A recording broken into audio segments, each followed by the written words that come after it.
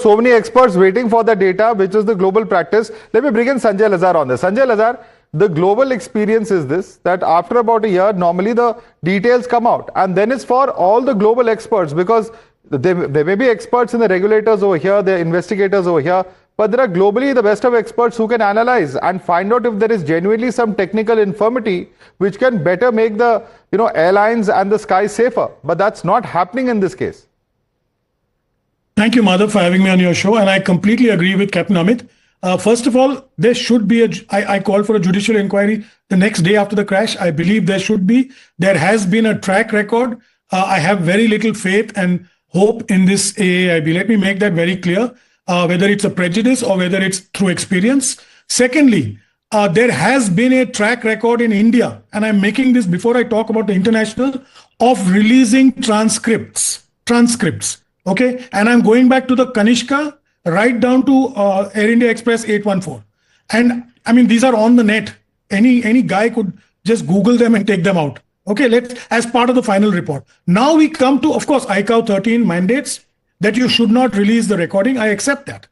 However, it is necessary. The preliminary report having leaked one line, very obviously trying to taint the pilots, I think it is incumbent on the government, the DGCA, the AAIB, the regulatory framework to now come clean.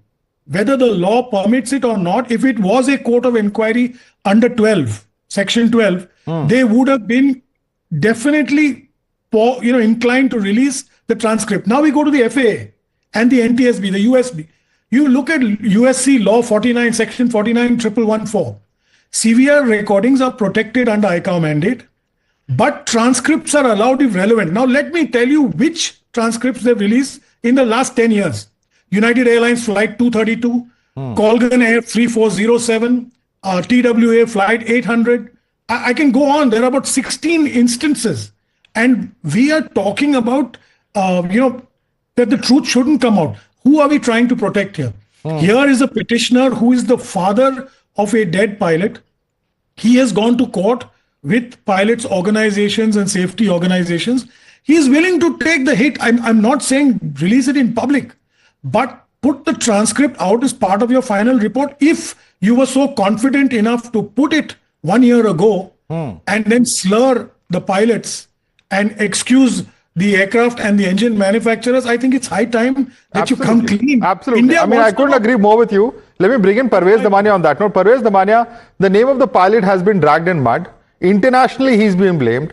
And the cause of all that is a preliminary report which gave out a small chunk of the conversation without any context, without who's saying it, whether it's pilot A, pilot B, what happened before that in the conversation, what happens after, all of that is omitted, and just that selective leak happens. 1 year later, still the AIB is protecting that particular piece of conversation, whereas the whole world is wanting to know what has happened.